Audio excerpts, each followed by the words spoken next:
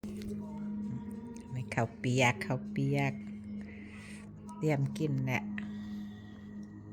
เอาขึ้นมาทานอาหารแหลงของเคยกินเพชรบอ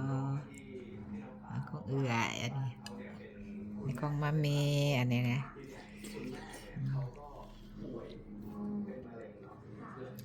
กินข้าวเปียกน้ำกันเด้อทิ้งท้ายฮะเอียงไปเอียงมาอยู่เนาะกินข้าวเปียกน้ำกันพี่น้อง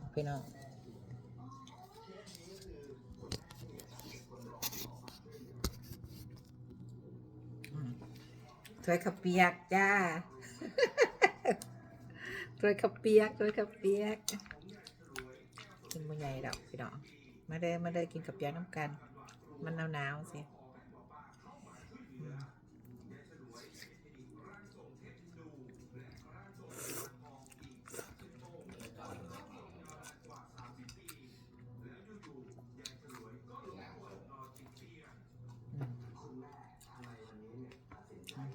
แซ่บ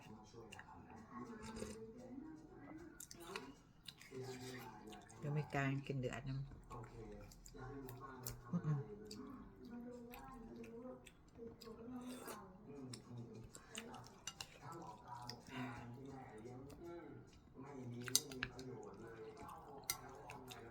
กินข้าวเปียกมันหนาวสิกินข้าวเปียกแซ่บ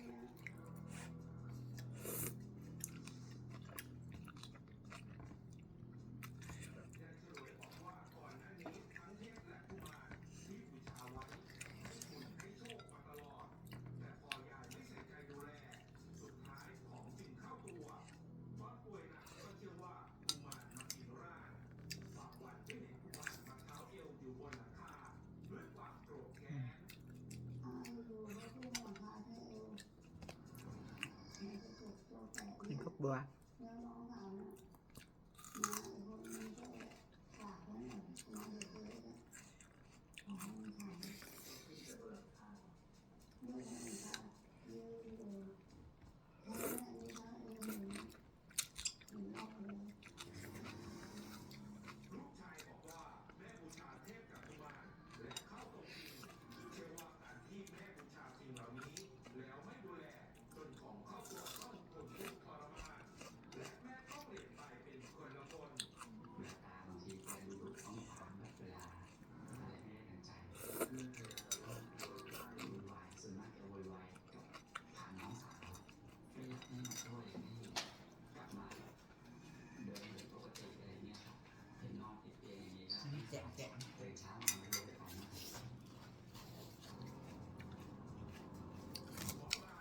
อาหารแดงข้าวเปียกมันหนาวเป็นแบบอะไร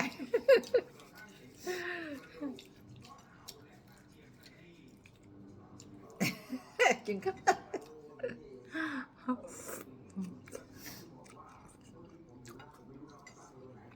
มันลูกสาวก็ได้กินข้าวเปียกโน้ตสาวขอจ้าเพชรไรจังหน่อยไม่ได้การกินเพชรไรเพชรปุแสะเป็นไรเพชรปุแสะต้องงอกระเซ็นยาว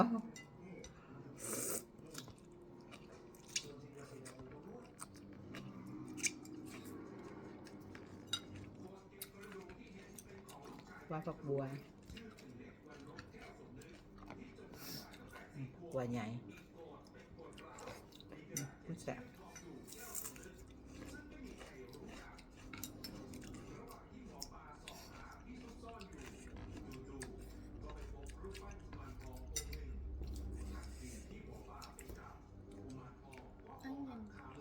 เอาวะมันแสบเป็นหนังเนาะกินเอาอย่างนี้ด้วยพี่น้องมันจังบุคอยเป็นบัด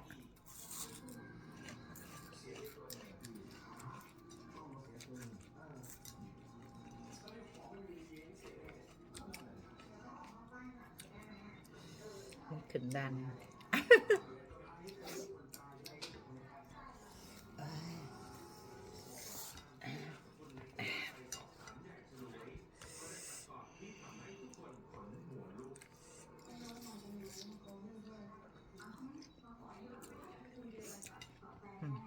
มันแสบ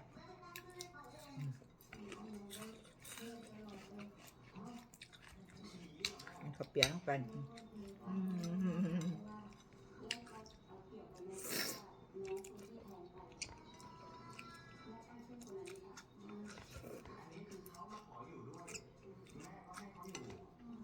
น้าบางคนเขาคือบริเหตุจุดๆน่ะเขา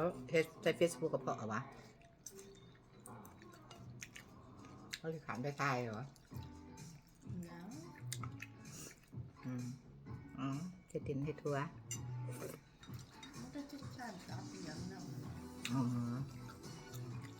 มันก็จะมาคอย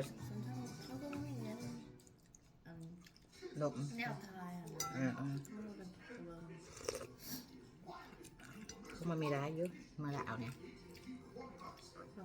เอาลงว่าแต่เลย แล้วก็ทาย ไม่ยัง กับไปตลาดไปเอ็กซ์ไซส์ไปงานไปข้างนอก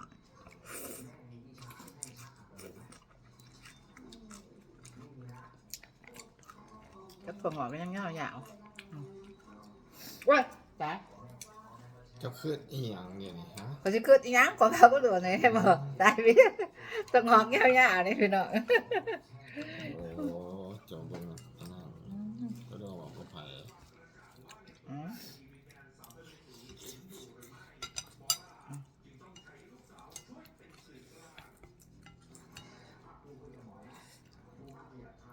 เขาเปียกย่ำแดงต้องกินได้หรอกมันจะอ้วน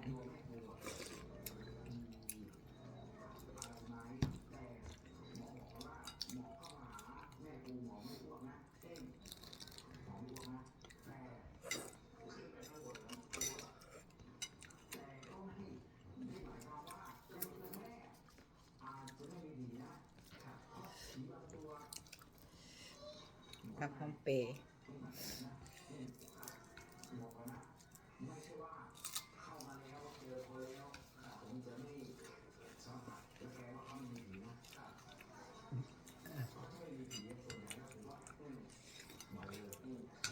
มันยังไม่ทายอ่ะ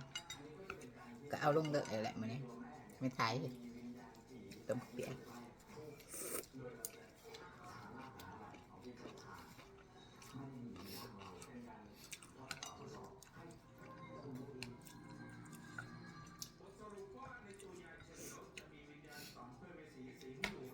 ทายถึงทาย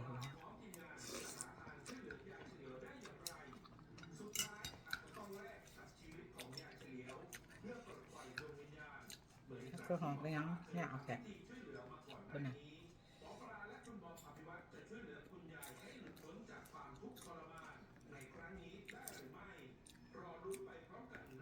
ก็หอมมันหยาบแล้วมันกระจอย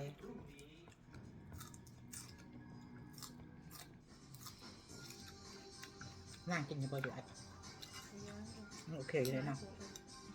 นั่งทำไม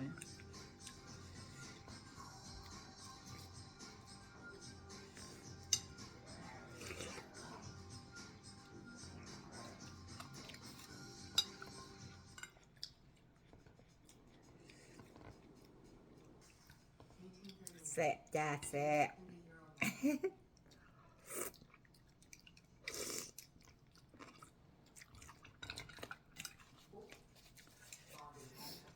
หอม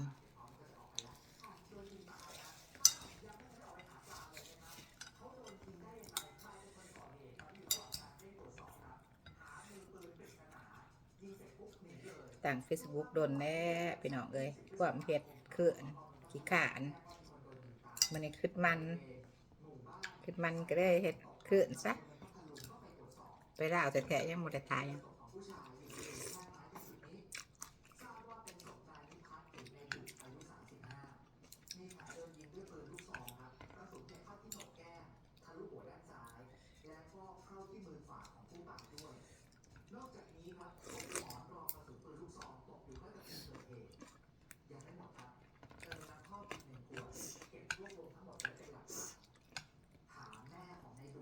แสบอยู่นะ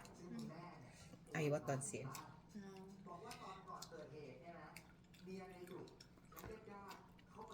แม่ยังไม่เจอแล้วตัดวิดีโอนี่ยังไม่เจอ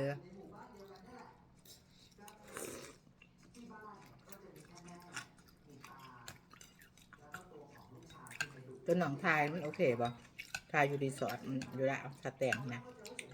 ใช่ หนองทายตัวคีนะฮะ น้องกระทาย ไปจะทายป่ะ อืม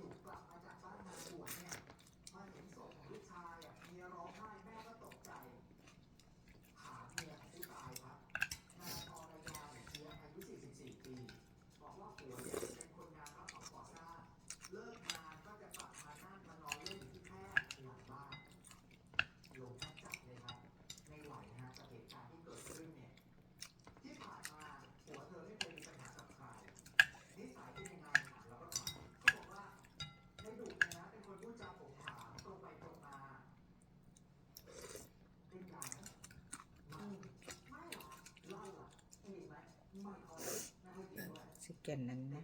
จะได้ตอนไก่ ตอนไก่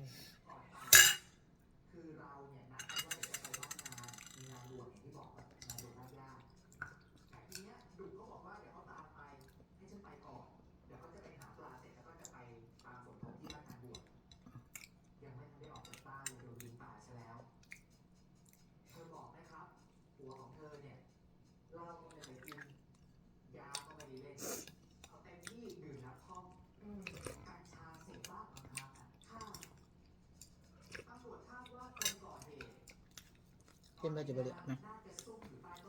กินไปจะบริแม้ว่ามันโอเคกว่าจริงสินะมันอ่อน อีหยัง หรืออัดมันอ่ะ เอา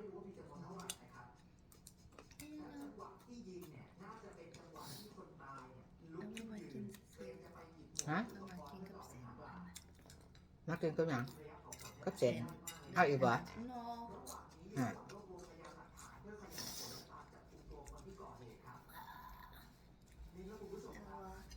อันนั้นไม่ใช่อะไรอ่ะ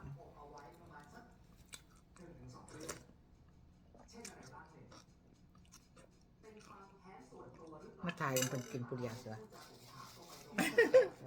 ฮะบอไก่มันไม่ได้เห็นหางนะสวยข้าวเปียกสวยข้าวเปียกจ้ะเบิด กินโอ้กินได้กินดีกินได้กินดีสิเอาพวกหนูอีกก่อนกินตอนอัด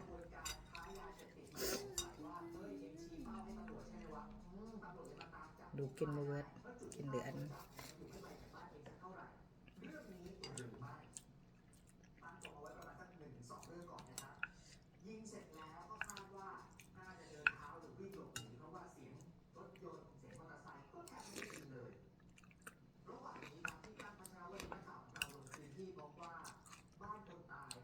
ห้องเกิดคือบนหัวปะไหน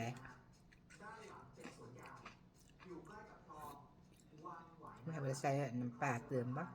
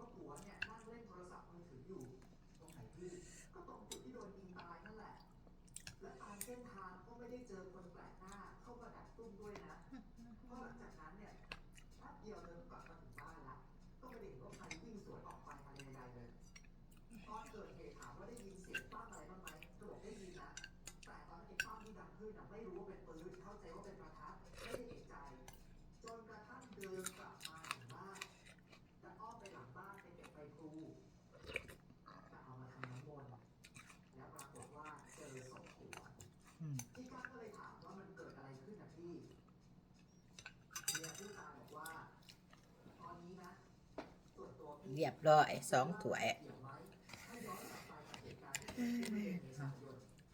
thank you เด้อข้าวปลาอาหารขอบพระคุณสูงเพียงซ้ำนี้แหละ